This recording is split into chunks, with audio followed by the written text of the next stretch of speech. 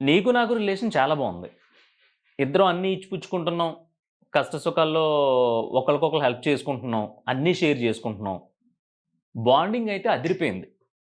Friendship కావచ్చు, ప్రేమ, లేదంటే relationship, లేదంటే ఇంట్లో అమ్మ, నాన్న, లేదంటే కొడుకు, ఫాదరు, లేదంటే కూతురు, తల్లి ఎవ్వరి మధ్యలో అయినా కావచ్చు. రిలేషన్స్ ఆబ్వియస్‌గా బావుంటాయి. కానీ ఈ బావున్న రిలేషన్స్‌లో కూడా ఒకే ఒక్క పాయింట్ తేడా రావడం వల్ల ఆ రిలేషన్ బ్రేక్ అయిపోతుంది. ఇదే పుస్తకంలోని చదివింది గాదు. ఇదేమి కల్పితం కాదు. ఆ ఒక్క పాయింట్‌ని నువ్వు కనిపెట్టగలిగితే, ఆ ఒక్క పాయింట్‌ని ఇద్దరు తెలుసుకోవాలి. ఒకళ్ళు ఆ పాయింట్‌ని రైజ్ చేసేవాళ్ళు. ఇంకొకళ్ళు ఆ పాయింట్ గురించి ఆర్గ్యూ చేసేవాళ్ళు. ఈళ్ళిద్దరికీ ఆ పాయింట్ తెలియాలి. ఆ పాయింట్ ఏంటంటే, మనం అంతా అన్ని విషయాల్లోనే బావుంటున్నాం గానీ, అన్నటిలోని బావుంటున్నాం గానీ, స్వార్థం లేకుండా ఉంటున్నాం గానీ, ఒక పాయింట్ ఉంది. ఆ ఒక పాయింట్ ఏంటంటే, నాకు నచ్చని మనుషులతో గాని, నాకు నచ్చని ప్రదేశానికి గాని, నాకు నచ్చని పని గాని నువ్వు చేస్తే, నువ్వు సొంత కుటుంబంలోడివైనా సరే, నువ్వు పెళ్ళానివైనా సరే, నువ్వు కొడుకు అయినా సరే, నువ్వు తండ్రివైనా సరే, నువ్వు ఎవ్వడివైనా సరే, నాకు నచ్చంది, నాకు నచ్చని ఆ పని చేస్తే, నీకు నాకు సెట్ అవ్వదు. అక్కడితో కట్ అయిపోతుంది.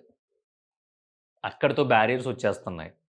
ఆ నచ్చని ఒక పని చేయడం వల్ల, దీన్ని ఇంకో దాంతో ఇంటర్‌లింక్ చేసి తిట్టడాలో, ఆ నచ్చని ఒక పని చేయడం వల్ల, అంతకు ముందు ఉన్న బాండింగ్‌ని మొత్తాన్ని మర్చిపోయి, కేవలం నాకు నచ్చన ఒక చిన్న పని, ఆ చిన్న పని నాకు నచ్చని విషయంలో నువ్వు వేలు పెట్టడం వల్ల, అంతకు ముందున్న ప్రేమాభిమానాలన్నీ దొబ్బి, ప్రతి విషయానికి ముందు ఇదేదైతే పని నువ్వు నాకు నచ్చని పని చేశావో, ఆ పనిని మనసులో పెట్టేసుకొని, మైండ్‌లో పెట్టేసుకొని, నిన్ను ట్రీట్ చేయడం మొదలుపెట్టిన తర్వాత, నీకు చిరాకు దొబ్బుతుంది, నాకు చిరాకు దొబ్బుతుంది.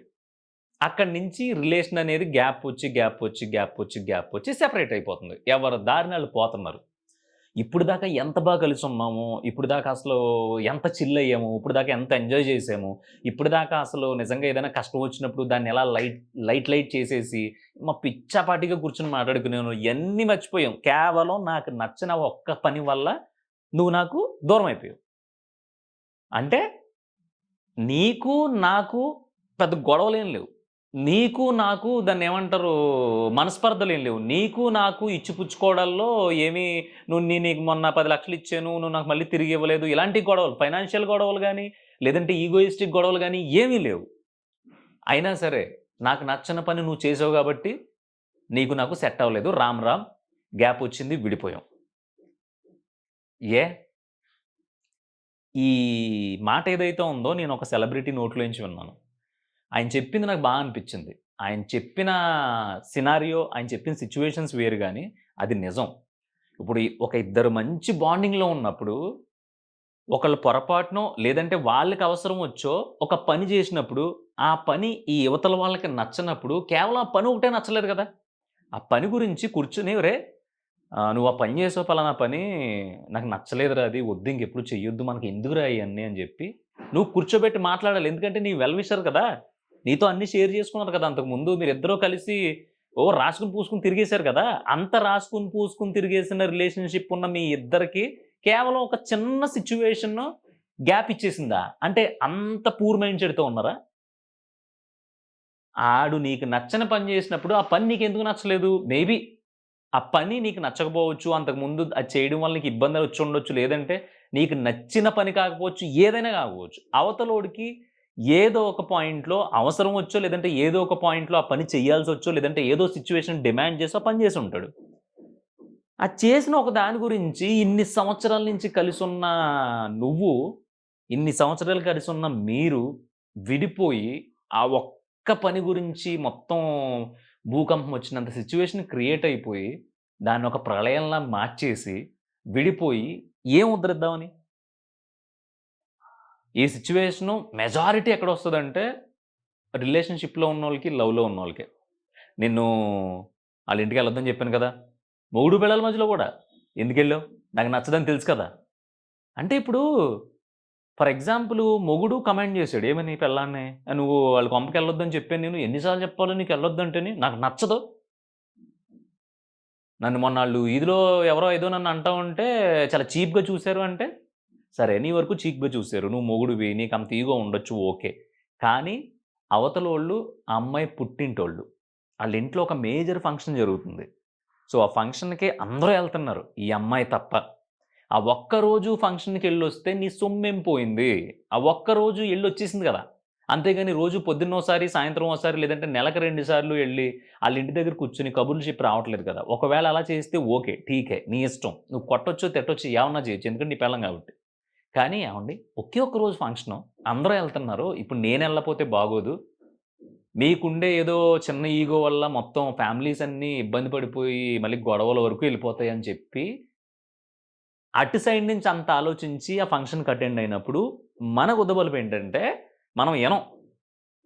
మనం ఇనం. ఎందుకంటే ఆ ఒక్కసారి ఆ ఫంక్షన్‌కి అందరితో కలిపి ఎళ్ళొచ్చేస్తే ఇంక మన ఇజ్జత్ మొత్తం పోద్ది. మనం ఇంకసలు దేనికి చేతకానోళ్ళు మనం ఆడింగోళ్ళ కింద లెక్కేస్తారు. ఇయన్నీ నాకు నేను ఊహించేసుకొని, నీ మీద పడిపోయి రక్కేసి నిన్ను అసలు ఇలా అనుకోలేదు. నాకింత అన్యాయం చేస్తావా అని మొత్తం నీకేదో దాన్నేమంటారు చెయ్యరాని నేరం చేసేసినట్టు నువ్వు అలా గోడకి నిలబెట్టేసి, తిట్టేసి, కొట్టేసి లేదంటే రచ్చరచ్చ చేసేసి, లేదంటే మాట్లాడడం మానేసి, అక్కడి నుంచి అది మనసులో పెట్టేసుకొని అప్పటిదాకా హెల్తీగా ఉన్న రిలేషన్‌ని అటు ఇటు, అటు ఇటు అడ్డదారులు పట్టిచ్చేసి, ఏది జరిగినా సరే ఈ గొడవ వరకు తీసుకొచ్చి, ఈ గొడవతో కలిపి, ఈ గొడవనే టార్గెట్ చేసి తిట్టడం ఏదైతే ఉంటదో, అది నీ కర్మ నువ్వు కాల్చుకోవడానికే.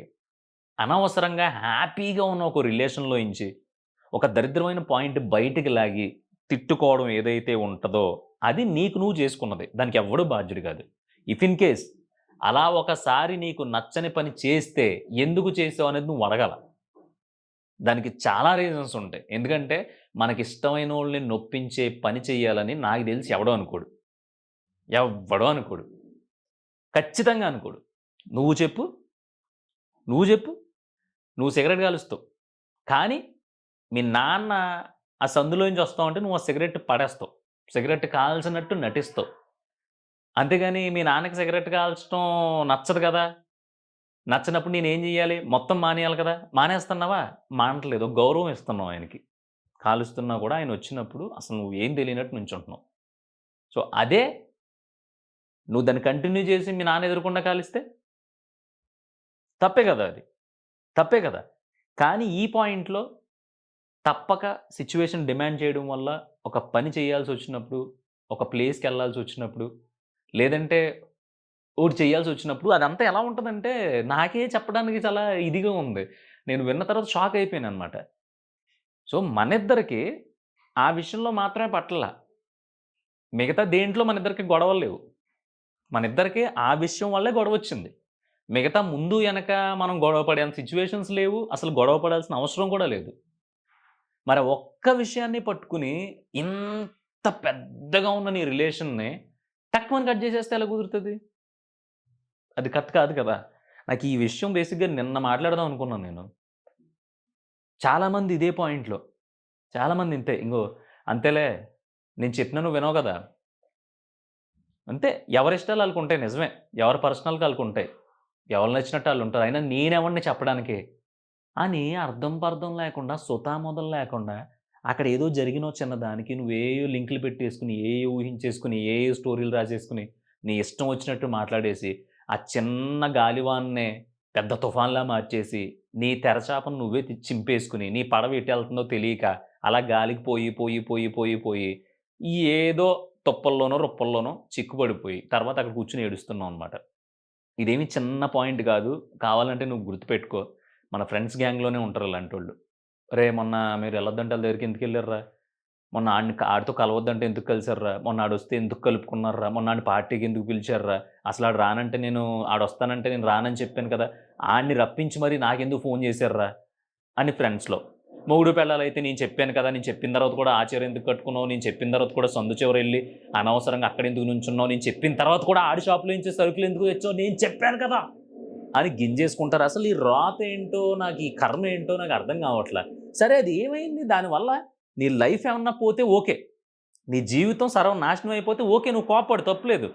ఆ పని చేస్తే నా జీవితం పోతదే అని తెలిసినా సరే నువ్వు ఆ పని చేసావంటే, ఇంక నీకు నాకు సెట్ అవ్వదు అని చెప్పి అన్నావనుకో, దానికో వాలిడ్ రీజన్ ఉంటది. ఎందుకంటే నీ జీవితం పోయింది కాబట్టి. కానీ చిన్నా చితక ఆటికి, చిన్నా చితక పాయింట్‌లకి ఎక్కడెక్కడికో తీసుకెళ్ళిపోయి, అసలు జీవితం పోయినా నాకు తెలిసి నువ్వు అంత ఫీల్ అవ్వేమో, అంత ఫీల్ అయిపోయి ఉన్న జీవితాన్ని చెడదొబ్బుకుంటున్నావు.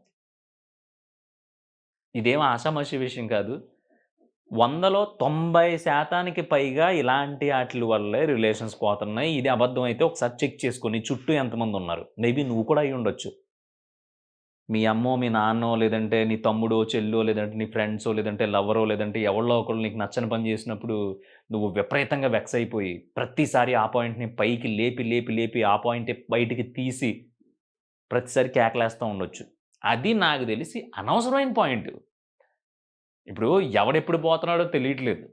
ఆ! ఎవడి పరిస్థితులు ఎలా ఉంటున్నాయో తెలియట్లా.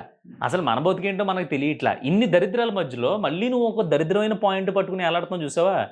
ఇంక లైఫ్ వరస్ట్‌గా దరిద్రంగా తయారవ్వక ఏమవుద్దో చెప్పు? నువ్వే ఆలోచించుకో. ఒక ఇద్దరిని విడదీసే కారణం చాలా బలమైనదయ్యుండాలి.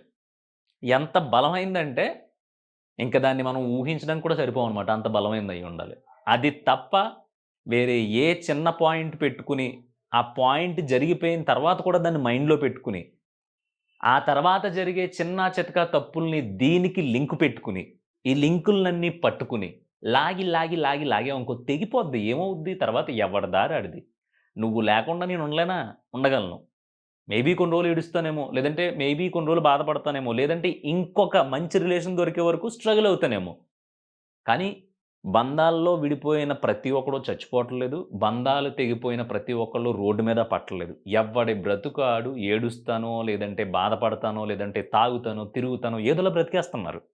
అంత కర్మని మనకు మనం తెచ్చిపెట్టుకోవడం ఎందుకు అనేది నా పాయింట్. నేను మాట్లాడింది కరెక్టో కాదో కూడా నువ్వు కామెంట్ చెయి. ఇలాంటి ఇష్యూస్‌ని, ఇలాంటి వీడియోస్‌ని ఖచ్చితంగా నీ ఫ్యామిలీ వాట్సాప్ గ్రూపుల్లో ఎయ్యి. ఎందుకంటే ముఖ్యంగా ఫ్యామిలీలో ఈ దరిద్రాలు ఎక్కువ. "ఏరా చిన్నోన్నింటికి వెళ్ళొద్దని చెప్తే ఇనవా? నువ్వు పెద్దోనింటికి గోల, రొట్టు" ఇలాగే ఉంటారు. షేర్ చెయ్యి గమ్మున.